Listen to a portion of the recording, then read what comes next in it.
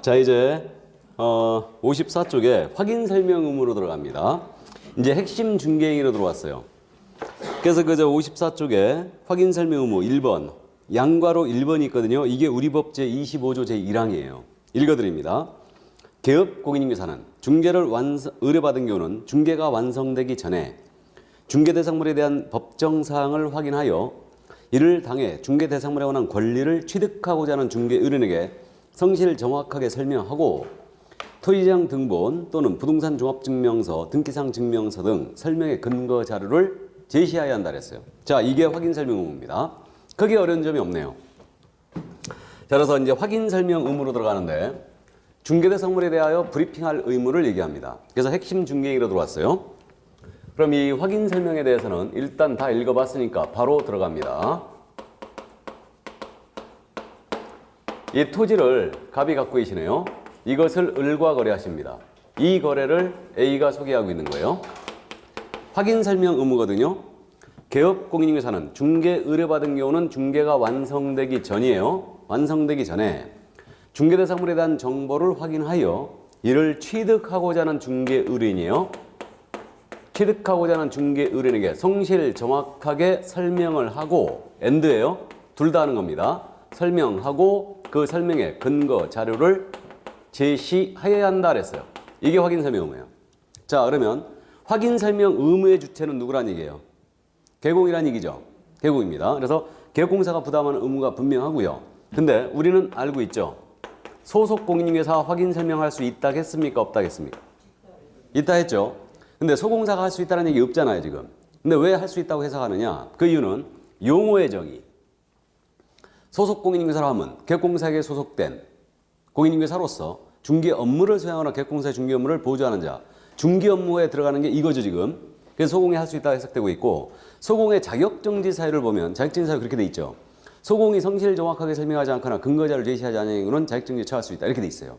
그렇기 때문에 할 수 있다고 해석되고 있는 거예요. 근데 의무는 누가 부담한다고요? 개공이 이렇게 되고요. 그 다음에 중개가 완성되기 전에 하는 겁니다.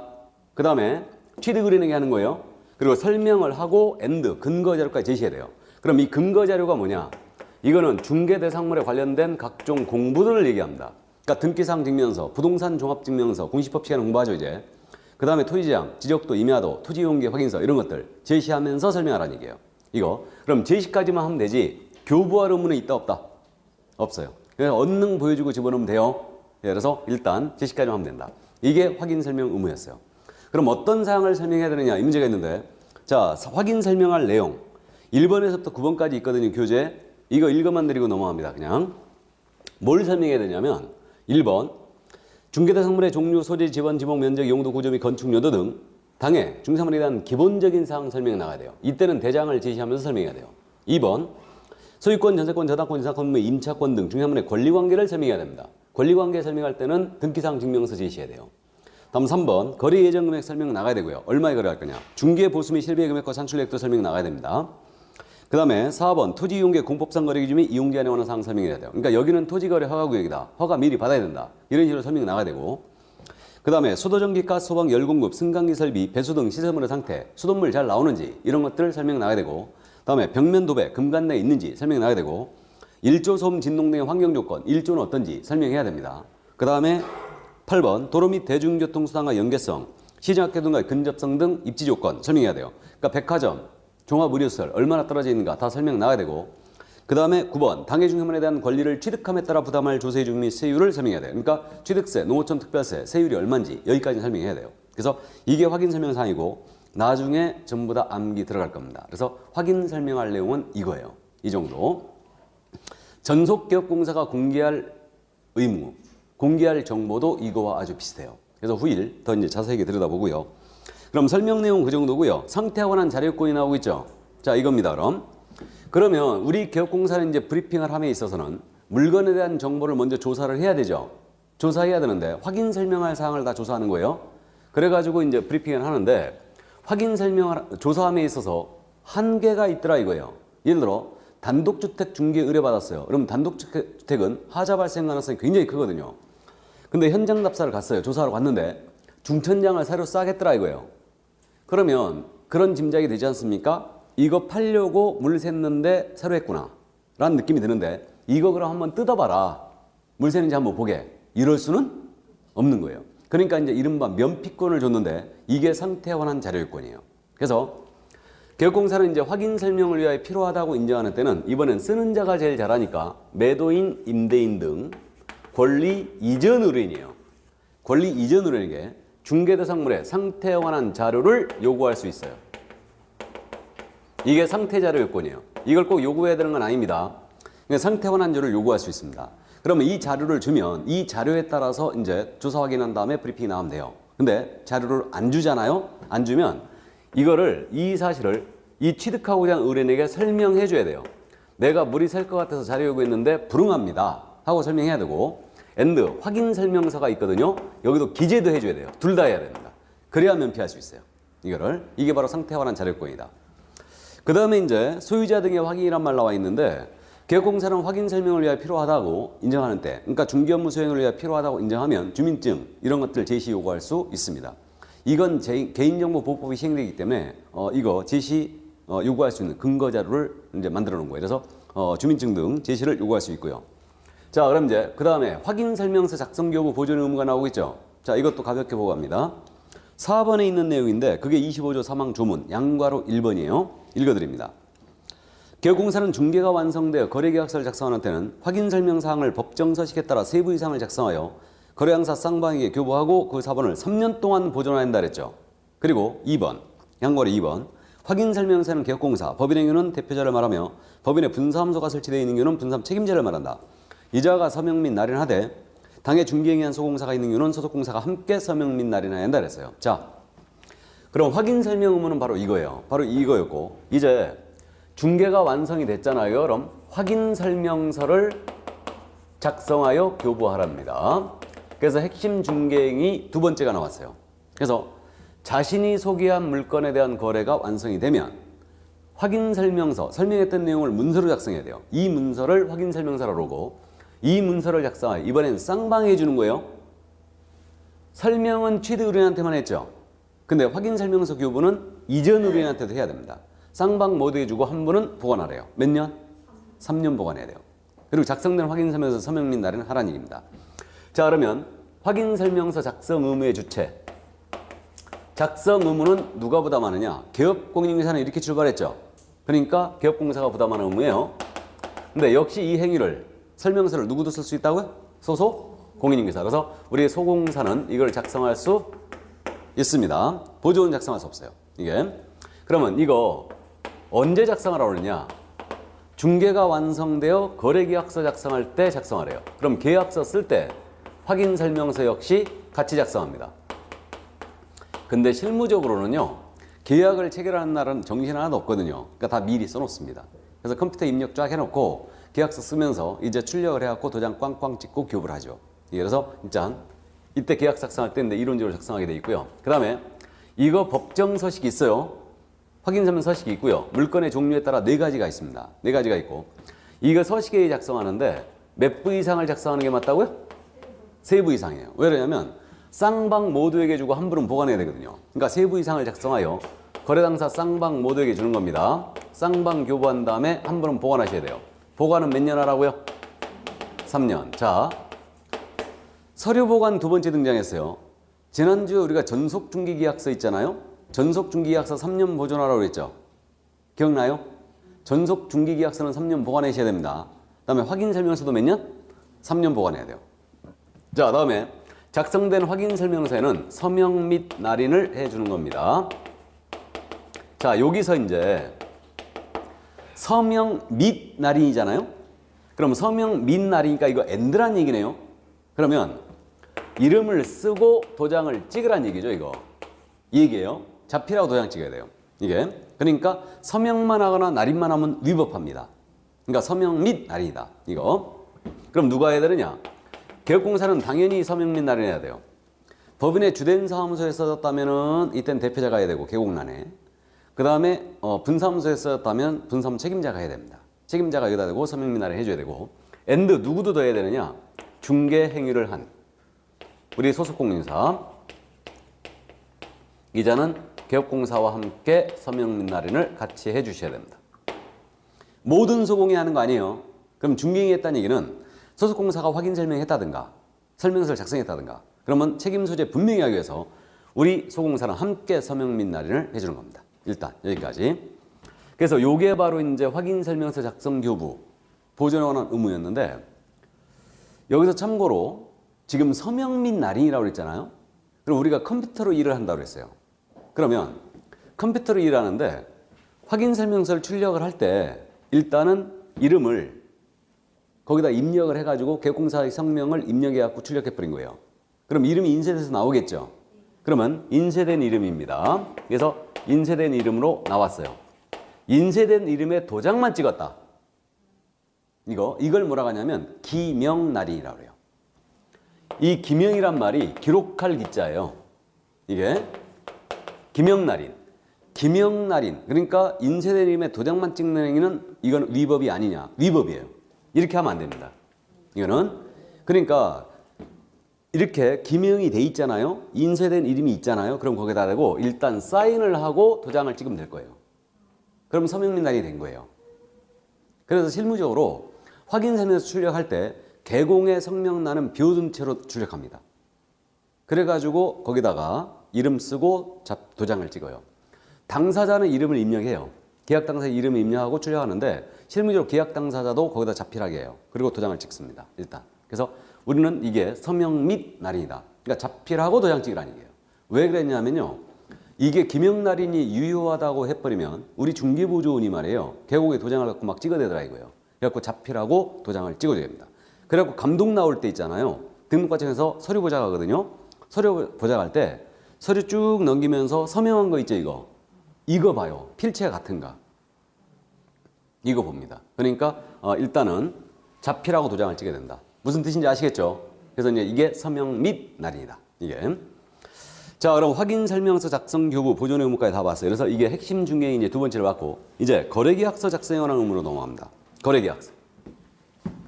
이제 거래계약서로 들어왔는데 지난주에 거래계약에 대한 개념은 말씀을 드렸습니다. 그래서 예를 들면 이 토지를 소유하고 있는 갑인데 이것을 을과 거래하십니다. 이 거래를 A가 소개하고 있는데 갑이 내 토지 팔아주세요. 알았어요. 을이 내 토지 구해주세요. 알았어요. 이 계약. 을인과 개업공사나 체결되는 계약 있죠. 이 계약을 뭐라고 부른다고요? 중개계약. 기억나요? 을인과 개공, 을인과 개공 사이에 체결되는 계약을 중개계약이라 한다. 중개의뢰계약이에요. 근데 후일 이 을인과 을인 사이에 매매, 교환, 임대차와 같은 계약이 체결되죠? 을인과 을인 사이에 이 계약의 이름을 통칭하여 뭐라 한다고요? 거래계약이라 한다. 그래서 지난주에는 중개계약을 공부했고 이제 오늘은 거래계약을 공부하는 겁니다. 그럼 개업공사는 자신이 소개한 물건에 대한 거래가 완성이 되면 전문가로서 계약서를 작성하여 교부할 의무가 있는데 이것이 바로 거래계약서 작성 교부 보존의 의무다. 그래서 그 1번 읽어드리면 이게 이제 우리법 26조 조항인데 개업공사는 중개사무에 관하여 중개가 완성된 때에는 법정 필수기재 사항 기재된 거래계약서를 3부 이상 작성하여 거래항사 쌍방에게 교부하고 5년 동안 그 사본을 보존하여야 한다 그랬어요. 그리고 서식. 국토부 장관은 개업공사가 쓰는 거래계약서 표준서식을 정한 그 사용을 권유할 수 있다. 현재 거래계약서의 서식은 공사법령상 정해진 바가 없다. 그 다음에 거래계약서 필요적 기사항이 다 나와 있습니다. 자, 그럼 넘어가죠. 그럼 서명 및 날인하게 돼 있고 거짓기재 중개약 삭성 다 금지입니다. 그러면 거래계약서도 어려운 점이 없으니까 바로 갑니다. 그럼 거래계약서 작성 의무의 주체는 누구란 얘기예요? 개공이란 얘기죠. 조문의 출발이 개업공인중개사는 작성교부 보존해야 한다 이렇게 나왔어요 지금. 그러니까 의무의 주체는 개공이에요. 근데 거래계약서 역시 중개보조는 쓸 수 없죠. 근데 우리 소속공사는 쓸 수 있습니다. 의무 자체는 개공이 부담하는 거예요. 이게 언제 근데 쓰라고 그랬냐? 그 시기는 중개가 완성된 때 쓰라고 그랬어요. 그럼 중개 완성 시기 계약 체결시일까요? 잠금시일까요? 계약 체결이에요. 계약이 체결됐을 때 중개 완성되는 겁니다. 그때 작성하는 거예요. 놓치지 마세요. 잠금시가 아닙니다. 그래서 중개 완성은 계약 체결시다. 이때 계약서를 작성하죠. 이게.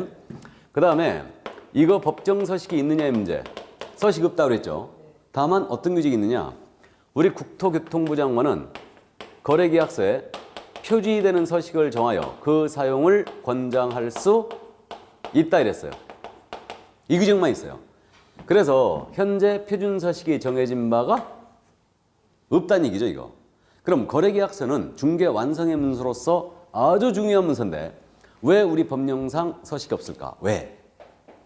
거래계약의 종류가 너무 많아서. 매매계약, 교환계약, 임대차계약, 전세권계약, 지상권계약, 지역권계약. 계약이 너무 많기 때문에 종류가 표준 서식을 정할 수가 없었던 거예요. 이게 그래서 법정 서식이 없습니다. 이게 실무적으로는 어떤 서식을 쓰고 있냐면 우리 그 한국공사협회에서 서식을 만들어 갖고 계약서 서식을 만들어서 인터넷을 통하여 다운로드 해주고 있죠. 그래갖고 이제 정보방에서 전부 다 이 서식을 채용해서 쓰고 있습니다. 전부 다. 그래서 협회에서 제공하는 서식을 쓰고 있어요. 지금 현재. 근데 현재 표준 서식이 없다는 거 이해해 두시고. 그러나 서식은 없지만 이거 반드시 필수 기재 사항이 들어간 내용을 넣어서 문서로 작성해야 됩니다. 이때 몇 부 이상 작성해야 되겠어요? 기본적으로 역시 3부 이상 작성하고 이거 쌍방교보에 이것도 쌍방 모드에 교보하고 한 분은 보관하시래요. 이건 몇 년이다? 5년. 우리 있잖아요. 서류 보관 3가지거든요. 다 나왔어요 이제. 335. 전속중개계약서 몇 년 보관하라? 3년. 확인설명서도 3년. 거래계약서는 5년. 돈이 왔다리 갔다리 했으니까 5년 보관입니다. 뭔가 안 맞죠? 우리가 서류 보관할 때 건별로 보관할 거 아니에요. 그죠? 근데 설명서는 몇 년? 3년. 거래계약서 몇 년? 5년. 그럼 3년 지나면 설명서 뜯어서 버리고 계약서는 2년 더 보관해야 되네? 맞죠?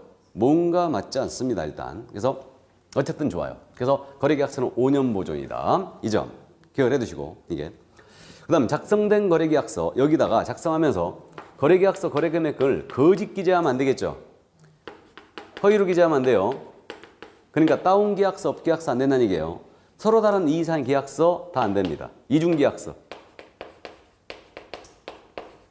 다 금지예요.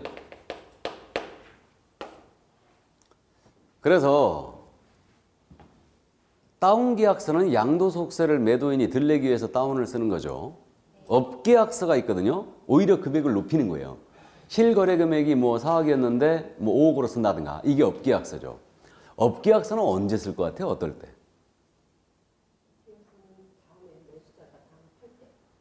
매수자가 다음에 팔 때 양도소득세 들리려고 업 계약서 쓰는데 이때는 매도인이 양도소득세를 안 무는 그런 물건.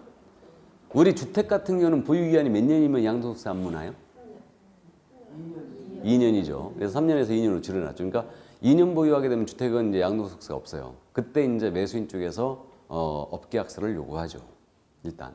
그러나 다운계약서, 업계약서 다 금지입니다. 그다음에 이중계약서는 계약서를 2장 쓴다는 얘기죠.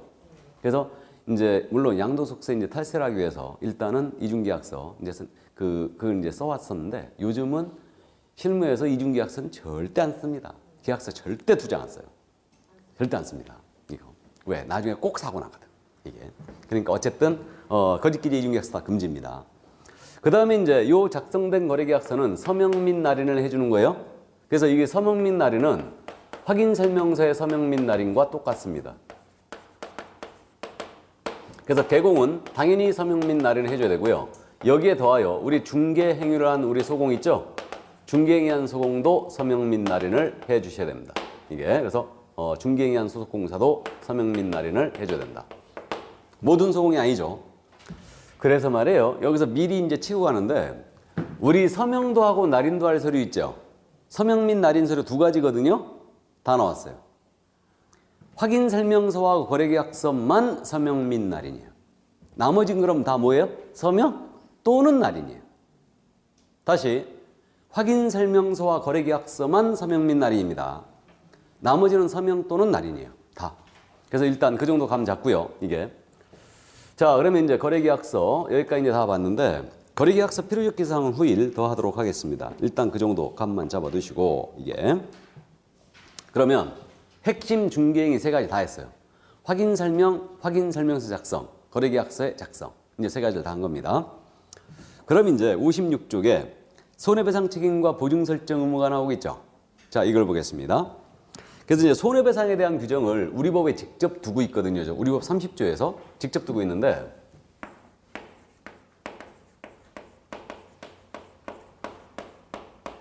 우리 법에 규정이 없더라도 개공사가 업무를 수행하다가 중개 의뢰인에게 손해를 입히게 되면 당연히 손해배상 책임을 져야 돼요.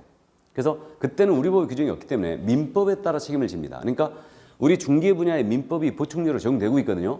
그러니까 민법 750조 규정, 불법의 규정을 적용해서 이제 손해배상 책임을 지게 되는데 근데 우리 법에 특별히 규정을 두고 있어요. 왜? 의뢰인을 두텁게 보호하기 위해서. 그래서 우리 법에 따라 만약에 손해배상 책임을 지게 되면 보증기관은 지급 책임을 부담하게 돼요. 이게. 민법에 따라 개공이 책임을 지면은 보증기관은 지급 책임이 없게 돼요. 그래서 어쨌든 그래서 이제 우리 법에 직접 규정을 두고 있습니다. 그래서 거기 56쪽에 양괄호 1번 업무상 행위로 인한 책임이 있죠 이거. 그리고 그게 동그라미 1번이 바로 30조 1항 조문이에요. 동그라미 1번 잠깐 읽어드리면 개업공사는 중개행위를 함에 있어서 고의 또는 과실로 인하여 거래 당사자에게 제한상 손해를 발생하였던 그 손해를 배상할 책임이 있다 그랬죠. 내려가서 사무소 제공이라는 책임이 있죠. 거기 읽어드리면 개공사는 자기의 중개사무소를 다른 사람의 중개행위 장소로 제공함으로써 거래 당사자에게 제한상의 손해를 발생했던 그 손해를 배상할 책임이 있다. 이게 30조 2항이에요. 자, 그럼 보겠습니다. 우리 법 지금 30조 1항과 2항에서 지금 규정을 두고 있는데 뭐라고 했냐면 30조 1항이 개업공사는 중개행위를 함에 있어서 고의 또는 과실로 인하여 거래 당사자에게 재산상 손해를 발생하게 한 때는 그 손해를 배상할 책임이 있다 그랬어요. 이게 30조 1항이에요. 이게 그래서 30조 1항이고 30조 2항에서는 뭐라고 하냐면 개업공사는 자신의 중개 사무소를 다른 사람의 중개행위 장소로 제공했대요. 그랬다가 거래 당사자에게 제한상 손해를 발생하게 했으면 그 손해를 배상할 책임이 있다 이랬네요. 이게 자, 그럼 여기서 잠깐만 살펴보고 넘어갑니다. 뭐 크게 어려운 점은 없는데 그러면 중개 행위를 하다가 손해 입혀야지 우리 법에 따른 책임이에요. 그럼 중개행위가 아니라면 우리 법에 따른 책임이 아니겠네요. 그럼 중개행위 범위가 어디까지냐 이게 문제가 있죠. 그래서 중개행위의 범위는 대단히 넓게 해석하죠. 그래서 조금이라도 업무 관련성 있으면 전부 다 중개행위 하다가 손해 입힌 경우로 보고 있습니다. 그래서 우리 개공이 퇴근을 하셔갖고 쇠주 한 잔 드시다가 옆 테이블과 시비 붙어갖고 취업했다. 이것은 중개행위하다 입힌 경우로 볼 수 없죠. 근데 중개사무소에서 개공이 의뢰인과 상담을 하던 중 이 손님이 꼭지를 돌게 만듭니다. 그래갖고 그 손님을 취업했어. 그럼 이건 중개행위하다가 손해 입힌 경우로 봐야 되죠? 그러니까 패더라도 밖에서 패세요. 근데 일하다 보면 아주 손님이 꼭지 돌게 만듭니다. 별별 손님 다 있지. 진짜. 어쨌든 그래서 중개행위 범위를 대단히 넓게 해석하고 있고 고의 또는 과실이라고 했거든요. 고의는 일부러 한 거죠. 과실은 실수로 한 거예요. 그럼 이제 고의 과실을 통칭하여 뭐라고 하냐면 책임을 돌릴 수 있는 사유. 이걸 뭐라고 부르냐면 귀책 사유라고 부르고요. 요 귀책 사유에 의한 손해배상 책임의 성격을 뭐라고 부르냐면 이걸 과실 책임이라고 해요.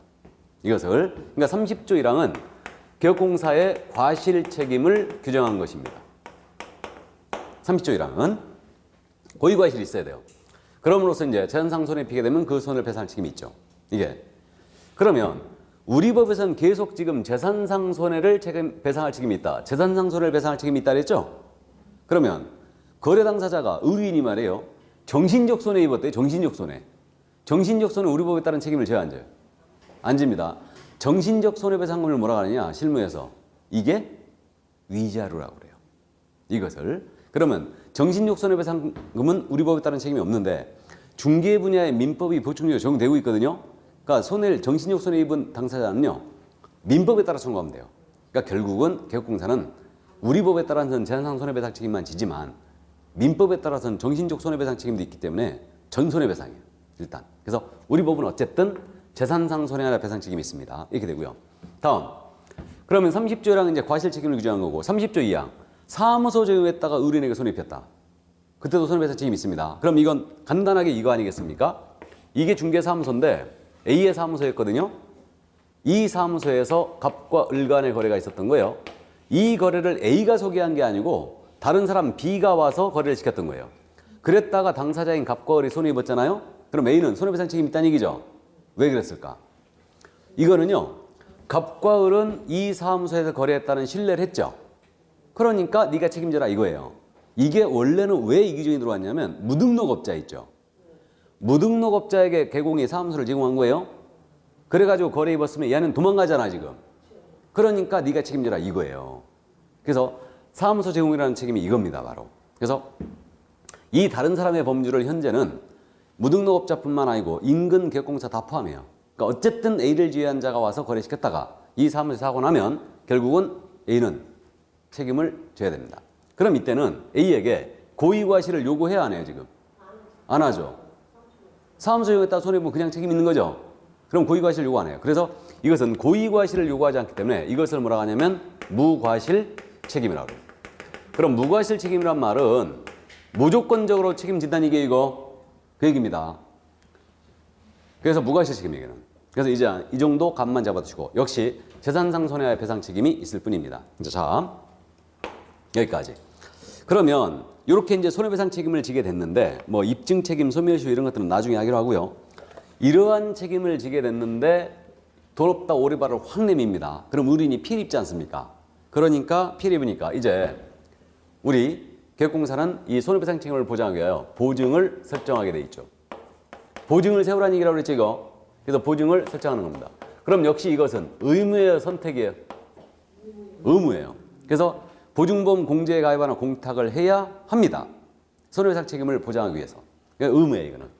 그럼 보증 설정 시기는 언제까지냐면 중개 업무를 개시하기 전까지는 설정해 줘야 돼요. 업무 개시 전까지 설정해 줘야 되고, 그 다음에 보증 설정의 방법 우리가 들어봤거든요 이거. 서울보증보험이 있다고 그랬죠. 서울보증보험에 가입을 하시거나 우리 협회에서 공제라는 걸 운영하고 있다고 그랬죠. 공제에 가입을 하거나 그다음에 법원에 가서 예치해 놓는 거예요. 이걸 뭐라 한다? 공탁의 방법이 있어요. 그래서 세 가지 방법 중에 하나 보증 설정해야 됩니다. 지금 이 공제라는 것은요. 농협공제, 수협공제 이런 것들이 있거든요. 이런 공제 다 인정 안 합니다. 우리 법상 인정하는 공제는 무조건 협회에서 운영하는 것만 해당하는 거예요. 그래서 서울보증보험 가입하거나 공제에 가입하거나 공탁을 해야 됩니다. 다음 설정 금액. 얼마를 설정을 해줘야 되는가? 바로 이 문제인데 이것도 우리가 들어봤어요. 법인이 아닌 개인입니다. 얼마 이상? 1억 원 이상을 설정해 줘야 되죠. 1억 이상. 근데요. 만약에 보증을 1억 설정했는데 중개의뢰인이 손해를 1억 5천을 입은 거예요. 그럼 보증기관은 1억 배상 책임이 있죠. 설정금액 한도에서 5천만 원 개인적으로 책임지는 거 맞아요? 개공이? 개인적으로 책임져야죠. 져야 됩니다. 보증금액을 넘어서는 것은 개인적으로 책임져야 돼 다. 이거 물론. 그 다음에 법인입니다. 법인인 개업공사는 얼마 이상? 2억 원 이상. 2배죠? 2억 이상. 분사무소거든요 법인에. 지점. 기억나세요? 분사무소는 얼마 이상이에요? 1억 원 이상이죠? 1억 원 이상을 추가로 설정하는 거예요. 그래서 이거라고 그랬죠. 만약에 평택시에 주된 사무소, 본점이 있는 우리 법인이에요. 그럼 여기 주된 사무소 보증 기본 얼마큼 돼 있는 거예요? 2억. 그럼 만약에 이 법인이 군포시에다가 분사무 설치한다. 그러면 여기다 1억 추가하라는 얘기죠 지금. 이 얘기예요. 강남구에 둔다 또 1억 추가. 광명시에 둔다 또 1억 추가. 둘 때마다 1억씩 추가해요. 그럼 법인은 결국 보증을 하나로 끊는 거예요. 하나로. 주된 사무소 보증 설정 금액에다가 1억씩 둘 때마다 분사무 둘 때마다 업 하는 거예요. 계속. 그래서 법인이 분사무소로 만약에 2개소 뒀다. 2개소. 2개를 둔 거예요. 이 법인의 최소 보증 설정 금액이 얼마 돼야 된다고요? 4억이에요? 3억이에요? 2개면 4억이죠. 주된 사무소 얼마? 2억. 분사무소 2개? 2억 추가. 4억이죠. 이 얘기는 의뢰인을 두텁게 보호하기 위함입니다. 만약에 이 분사무소 중에서 하나에서 사고가 났다. 그러면 이 법인은 토탈 보증금액 갖고 지급 책임져야 돼요. 의뢰인을 두텁게 보호하기 위해서 보증을 하나로 끊는 거예요. 이게 추가로 의미해요. 이게. 자, 그래서 여기까지는 일단 우리가 들어봤어요, 지금. 들어봤는데, 우리 이제 특수법인 할 차례가 됐어요. 다른 법률에 따라 중개업을 할 수 있는 법인. 특수법인이라고 그랬죠. 우리 특수법인의 대표주자가 누구라고 했어요? 지역, 농협. 단위농협이라고 했어요, 이거. 이게 지역농협이라고 우리가 부른다고 그랬습니다. 지역농협은 등록 안 하고도 농지에 대한 매매기관 임대차 그냥 중개할 수 있어요. 근데 보증 설정은 해야 돼요. 이건 의뢰인 보조이기 때문에 특수법인도 중개업을 하고자 할 때는 이거 보증 설정 꼭 해줘야 됩니다.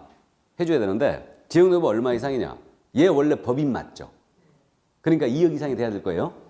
근데 지역농협은 봐줬어요. 얼마 이상으로 봐줬느냐? 1,000만 원 이상만 하면 됩니다. 왜 봐줬는지는 저도 몰라요. 이게 요즘 부동산 가격이 한두 푼이 아닌데 1,000만 원 이게 추접스럽게 이 1,000만 원이 뭐야 이게? 1억도 적다고 그러는데 지금. 그래서 어쨌든 일단 1,000만 원입니다. 예전에 아마 농지가 쌌기 때문에 일단은 지역농협은 농지만 중개할 수 있으니까 그래서 1,000만 원 해놓은 것 같은데 여전히 문제가 좀 있어 보입니다. 어쨌든 그래서 우리 특수법인에 대한 특별 규정이 있죠. 특수법인에 대한 특별 규정, 특례가 딱 3가지가 있는데 이제 3가지 다 나왔어요 지금.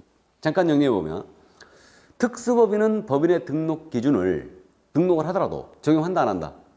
안 한다. 그게 첫 번째 특례예요. 특수법인은 법인의 등록 기준 적용하지 않습니다. 그러니까 대표적 공사 아니어도 된다고 그랬고 임원인자 중에 공사 한 명도 없어도 된다고 그랬어요. 두 번째 특례. 특수법인도 법인이니까 분사함수 둘 수 있어요. 이때 분사함수 책임자는 우리 중개법인은 공인인증서해야 된다고 그랬죠. 근데 특수법인한테 이거 적용하잖아요. 그러니까 특수법인의 분사함수의 책임자는 공인인증서 아니어도 됩니다. 이게 두 번째 특례고. 세 번째 특례가 이거예요. 지역농협은 보증을 얼마 이상만 하면 된다고요? 1,000만 원 이상이에요. 그래서 일단 그 정도. 이게 세 번째 특례입니다. 자, 그래서 그 정도 감 잡아두시고 그럼 이제 설정 금액을 다 봤고요. 이제 공탁금 회수 제한이 나오겠습니다. 개공사가 공탁으로 보증을 설정했어요. 그럼 공탁으로 보증을 설정한 이 개공사는 일정 기간 동안 이 공탁금에 대해서는 회수를 할 수가 없어요. 안 되는데 개업공인중개사가 폐업을 하거나 만약에 사망을 했잖아요. 사망을 하더라도 우리 공탁금은 3년간 회수할 수 없습니다. 3년. 이거 회수 금지예요. 이건 의뢰인 보조치라는 건 느낌 딱 오죠. 개공이 공탁으로 보증을 설정한 거예요. 폐업한 즉시 공탁금을 회수할 수 있다고 가정하면 바로 찾아갔거든요. 근데 의뢰인이 폐업한 후에 손해사실을 알게 된 거예요. 돈 없다 오리발 내면 피해 입잖아요. 그러니까 폐업을 하더라도 몇 년 묵고 들은 거예요 지금? 3년 묵고 들은 겁니다. 그래서 실무적으로 공탁으로 보증을 설정할 것 같아요? 안 합니다. 우리 부동산 하는 사람이 이거 현금 1억을 묶어놓는다는 건 있을 수 없는 일이지. 이거를 사기를 잘 쳐갖고 잘 굴리면 이게 10억이 될지 100억이 될지 아무도 모르는데. 맞잖아요? 그러니까 돈이 썩어도 공탁은 안 합니다. 차라리 방석을 만들어 쓰고 말지. 그래서 어쨌든 그래서 이제 공탁은 할 수는 있는데 이렇게 회수 제한까지 걸어져 있어요. 3년간 회수는 못 해갑니다. 돌아가시더라도 상속인은 3년간 못 찾아가요. 이거 일단 이렇게 돼 있죠. 어쨌든 공탁금 회수 제한 3년 걸려 있다는 거 이해해 두시고 다음 넘어가 볼까요 이제?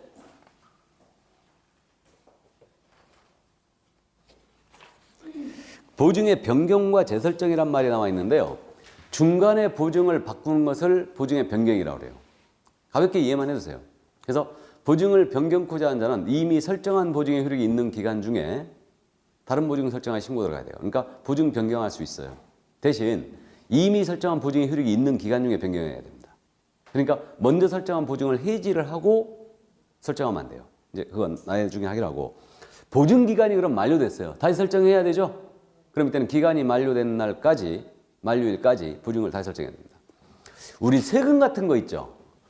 세금 같은 거는 납부일이 공휴일이면 다음날 납부해도 체납 아니잖아요? 근데요, 보증은 만약에 기간 만료일이 통상 1년으로 설정하는데 우리 지금 기간 만료일이 공휴일이었잖아요? 그럼 그 전 까만 날에 다시 설정해야 됩니다. 다음날 하면 절대 안 돼요. 보증은 끊김이 있으면 안 되니까. 일단 그 정도 참고하시고 그 다음에 보증 관련 설명 및 교부가 나오고 있죠. 자, 그럼 여기서 이제 보증에 대해서는 중개가 완성됐잖아요. 그럼 중개 의뢰인한테 이거 설명해 줘야 돼요. 설명해 줘야 되고요. 그 다음에 그 사본도 교부해 줘야 되거든요. 그래서 중개가 완성이 됐을 때입니다. 중개 완성 시는 언제라고요? 계약 체결 시. 계약 체결 시예요. 완성이 되면 거래장사 쌍방 모두에게 보장 기관, 보장 기간, 그 다음에 보장 금액을 설명해 줘야 돼요. 그 다음에 쌍방 모두에게 사본도 교부가 나가야 됩니다. 이렇게. 그래서 이거 안 하면 100만 원이 과태료인데, 그래서 여러분들이 그저 실무에서 계약을 하게 되면은 일단은 공제증서라고 붙어서 오죠? 그게 바로 보증관계 증서 교부예요. 그건데 안 하면 100만 원 과태료예요. 근데 중개 완성됐을 때 공제증서를 설명한다. 그럼 이렇게 설명해야 되잖아요. 지금 만약에 이 거래가 잘못됐다. 그럼 내가 손님께 손해배상 책임을 지게 되는데 내가 손해배상 안 해주고 도망가면 이 공제증서 여기 가서 받으세요. 저기 협회 평택시 지부에 들어가 있고 평택시 지회에 들어가 있고 현재 금액은 1억이 들어가 있다. 그 다음에 언제가 기간 만료다. 이렇게 설명해야 되거든요. 그건 손님이 도장 찍고 계약금 다 넣고 돌아서라는데 그거 설명하고 있으면 불안해 안 불안해? 엄청 불안하죠. 그러니까 그냥 이게 뭔지 아시죠? 그러면서 그냥 교부합니다. 이렇게 하는데 그것도 얘기 안 하고 그냥 줘. 근데 설명하게 돼 있어 원래. 일단 그렇게 돼 있습니다. 그래서 이제 여기서 이 대목에서 이제 우리가 기초지만 또 한번 짚고 갈게. 중개 완성됐을 때 쌍방교부 서면 있죠. 세 가지 다 나왔어요 이제. 중개가 완성되면요 거래 당사 쌍방에게 언제나 세서류가 완세트로 나가야 돼요. 언제나. 그게 뭐냐? 거래계약서. 중개 완성되면 거래계약서 작성에 쌍방교부해야 되죠. 그리고 한 번 몇 년 보관해야 돼요? 5년. 거래계약서는 5년. 맞죠? 그 다음에 중개 완성되면 확인설명서가 있죠? 확인설명서를 작성하여 쌍방교부하고 한 번 보관해야 돼. 몇 년? 3년. 두 번째 서면. 세 번째, 중개가 완성된 보증관계에 대한 쌍방 설명하고 보증관계 증서 사본을 쌍방 모두에 교부해야 되죠? 이게 세 번째 서면. 보증관계 증서는 몇 년 보관해야 되느냐? 그런 거 없어. 보증관계 증서는 보관하는 게 아니고 게시해야 돼. 게시. 중개만 하는 동안. 뭔 말인지 아시죠? 그래서 세 서면이 언제나 완세트로 나가는 거예요. 언제나 합니다. 이거는. 계약서, 확인설명서, 보증관계 증서. 일단 기억해 두세요. 그래서 그 정도. 자, 그 다음에 이제 보증금의 지급에 대한 내용이 나오고 있습니다. 그럼 이제 손해 입은 중개 의뢰인께서 이제 보증기관을 통하여 손해배상금의 지급을 받고자 합니다. 이때 어떤 서류를 내줘야 되느냐? 서류는 일단은 개공이 손해배상 합의를 해줬어요. 그럼 합의서 내면 돼요. 합의 안 해주면 소송해갖고 승소 판결문 받아가야 되죠. 손해배상 청구 소송해갖고 그럼 판결문 사본 내면 돼요. 그럼 이제 보증기관에서 지급을 해주는데 일단 그럼 예를 들어서 우리 개업공사가요 보증보험에 또는 공제에 1억을 가입했어요. 가입해갖고 이제 중개 업무 하다가 중개 의뢰인에게 손해를 만약에 4천만 원을 입혔다. 그럼 손해배상을 일단 개공이 안 하면 일단 보증기관에서 지급하겠죠. 지급합니다.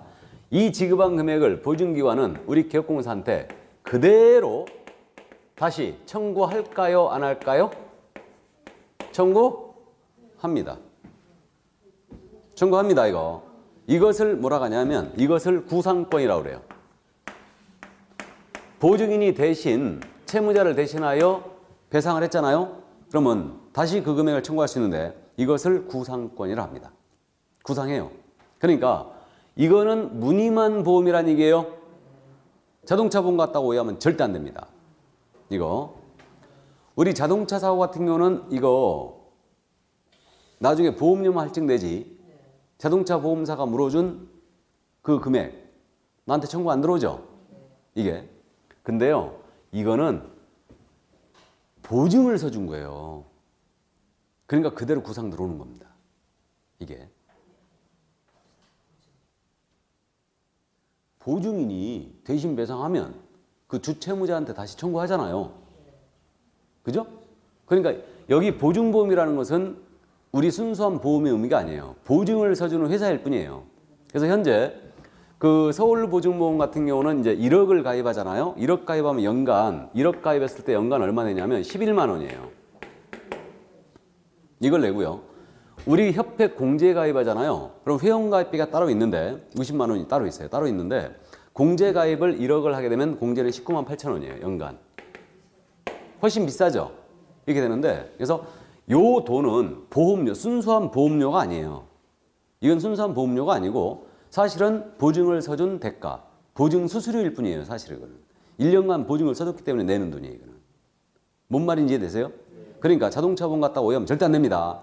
만약에 이 보험사 공제가 만약에 구상이 안 들어오면 저는 이 강의 안 해요. 안 합니다. 뭐하러 해? 그냥 의리인 가슴에 못 박으면 안 되니까. 응? 보증보험이나 공제에다 한 50억이나 100억 넣어놓고 응? 가입해놓고 사기치고 다니지. 아니 그렇습니까? 이거? 그래서 이제 이게 근본적으로 왜 그러냐면 자동차 사고, 고의 사고 물어줘요, 안 물어줘요? 자동차 사고, 일부러 낸 사고, 고의 사고 물어줘요, 안 물어줘? 보험의 대원칙, 고의 사고는 물어주지 않는다. 일부러 낸 사고는 보험은 대원칙이에요. 물어주지 않습니다. 아, 앞에서 알짱알짱 갖고 승질 갖고 뒤에 들이받아버렸어 그냥. 이거를 일부러 낸 사고죠? 그건 안 물어줍니다. 일부러 낸 사고는 이게. 근데 과실로 받았다 그러지. 그죠? 그렇게 하는. 그래갖고 옛날에 그저 보험 사기액은 사기인데 범퍼를 교환해야 되겠어. 자동차 범퍼를 하도 많이 그렇게 해가지고. 그래갖고 내 돈 내기는 아깝잖아. 그러니까 일부러 그저 보도블록 이런 데다 밀어버리는 거야. 범퍼를. 일부러. 그런 거 고의 사고 아니에요 원래. 그리고 보험 처리해버리지. 우리는 다들 순수해서 모르죠 그거. 예전에 차 없던 시절에 그런 짓거리 했어. 전체도색을 해야 되는데 전체도색비가 많이 들어가잖아요. 그러니까 이제 그 못으로 싹 긁어버리고 이게 어떤 놈이 긁고 갔다. 그거 파출소에서 확인도장 찍어가지고 보험 처리해버리잖아 다. 이게. 그러죠. 그거 보험 사기에다. 사기입니다 사기. 그거는 다 사기인데 어쨌든 그래서 보험은 고의사고 안 물어줘요. 근데 이거는 개공이 사기를 쳤어요 의뢰인에게. 그래도 지급 책임이 있죠. 그러니까 구상 들어오는 거예요 이건 다. 고의사고 다 물어줘요. 뭔 말인지 이해되세요? 그래서 일단 그 정도고. 근데 공탁으로 설정했다. 그럼 이건 내 돈 빼준 거죠? 공탁은 구상의 문제가 없죠. 이게. 그러면 이렇게 그 보증기관을 통하여 손해배상을 개공해 한 거예요. 그럼 다시 가입해야 됩니다. 그리고 부족한 금액 채워내야 돼요. 며칠 내야 됩니다. 15일이에요. 그러니까 보증기관을 통하여 개업공사가 중개의뢰인에게 손해배상을 했지 않습니까? 손해배상하게 되면 15일이에요. 15일 내에 보증보험 공제에 다시 가입하는 겁니다. 다시 재가입 하거나 공탁금 중에서 부족한 금액을 채워내야 돼. 그러니까 공탁 개인이라면 1억 이상 해야 되잖아요. 그럼 빼준 금액이면 부족한 금액이 있을 거 아니에요. 그거 채워넣으라는 얘기예요. 그래서 보전을 해주게 돼 있습니다. 며칠 내에 해주라고요? 15일. 그래서 새로운 손해가 발생할까 봐 이제 15일 내에 재가입하게 되는 거예요. 근데 그 사이에 발생해버리면 그 의뢰인은 엄청 재수가 없는 거지 일단. 그래서 어쨌든 여기까지. 그러니까 15일 내에 재가입 보전하게 돼 있습니다. 자, 그래서 이게 바로 이제 보증설정 제도였어요. 그래서 여기까지 이해를 해 두시고 일단 보증설정 의무였고요. 이제 거기 그 계약금 등의 반환 채무 이행 보장 제도가 나오죠. 자, 이 제도 도입 취지를 잠깐 보겠습니다. 계약금 등의 반환 채무 이행 보장 제도인데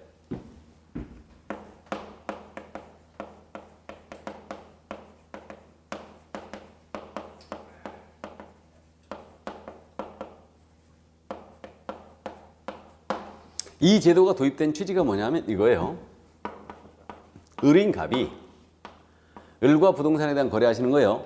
이 거래를 A가 소개하고 있는데 계약금 들어가고 중도금도 다 들어갔거든요. 근데 부동산 거래가 통상 장시간이 소요되기 때문에 당사 간의 사정으로 이 계약이 깨질 수 있죠. 그럼 계약이 깨지면 계약에 정산관계가 발생합니다. 정산. 이자는 몰수받고 몰수하고 돌릴 거 돌려줘야 되잖아요.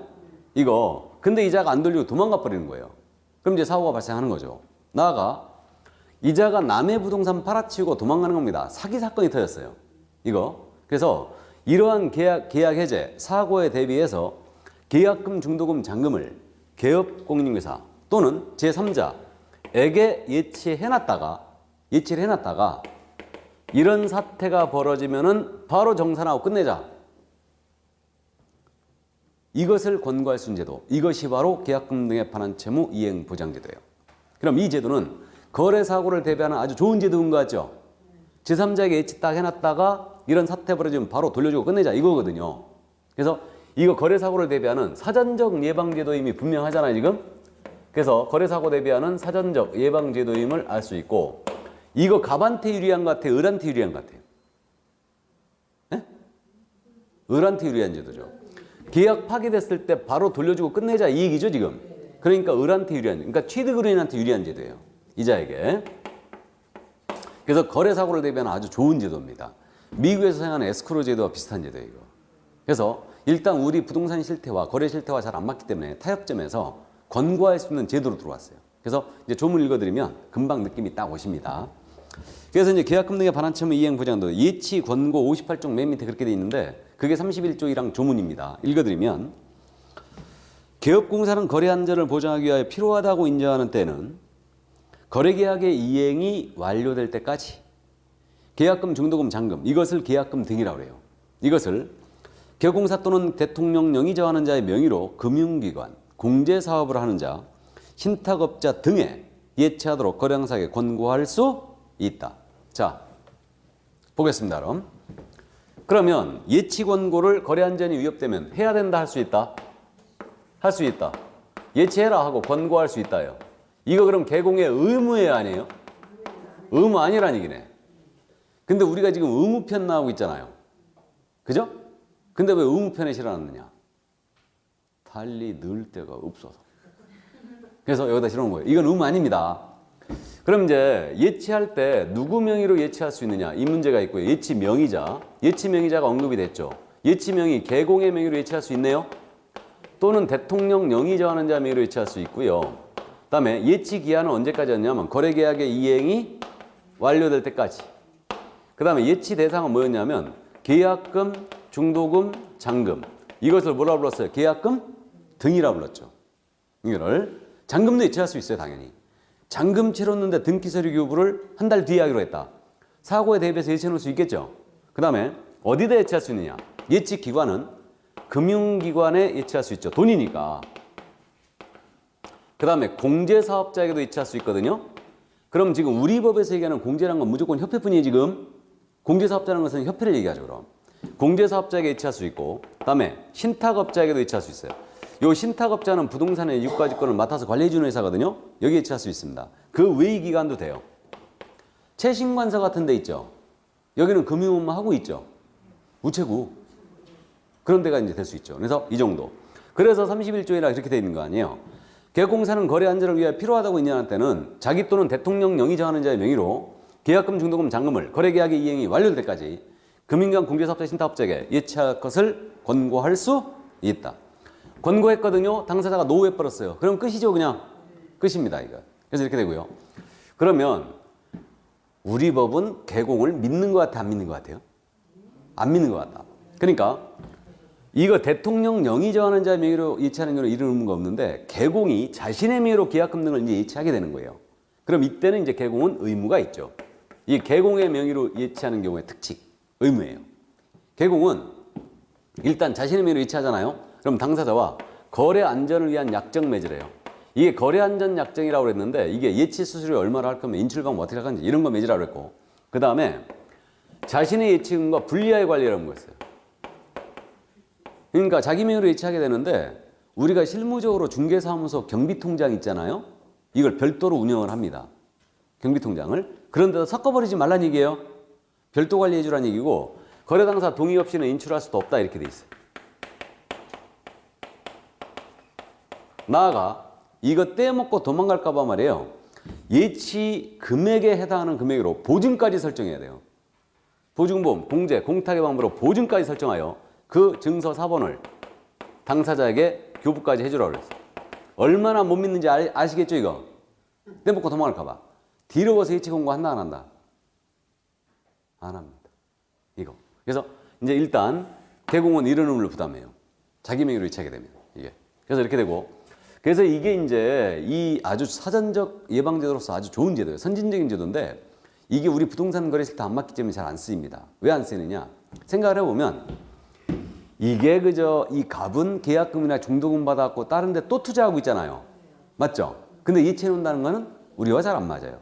이게. 그래서 이제 우리 실태가 잘 안 맞기 때문에 이것의 활성화를 위해서 미리 수령하는 가는 제도를 인정했어요. 그러니까 예치를 해놨다 하더라도 이 갑 이전 의뢰인은요 미리 찾아갈 수도 있어요.